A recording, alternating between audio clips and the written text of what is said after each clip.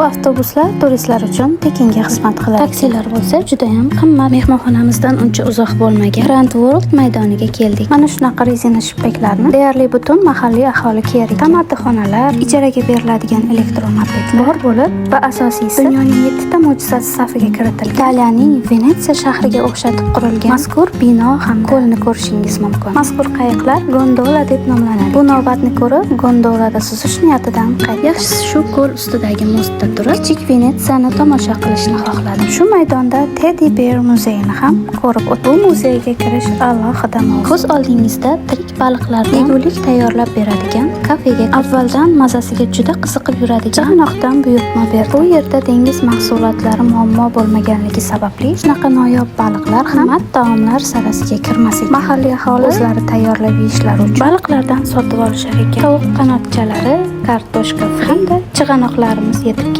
Olovda pishirilgan balig'imiz ham tayyor. Tamadidan so'ng bu yerda juda mashhur bo'lgan mazkur usulda tayyorlanadigan muzqaymoqdan tatib ko'rdik. Meva tanlasangiz bas, ximikatlarsiz haqiqiy meva mazasini beradigan muzqaymoqlar tayyor. Mango mazasini beradigan muzqaymoqlarni shunaqa jonli ijrolardan bahramand bo'lib, juda keng tarqalgan mazkur taksida mehmonxona tomon yo'l oldik. Ochig'ini aytaman, dengiz taomlari menga kutganimdek ma'qul kelmadi va mehmonxonaga pitsa zakaz qilib, to'g'risi o'zimizni pitsalarga yetadigan. Keyingi videoda fantastik shou haqidagi taassurotlarim bilan bahramlashaman.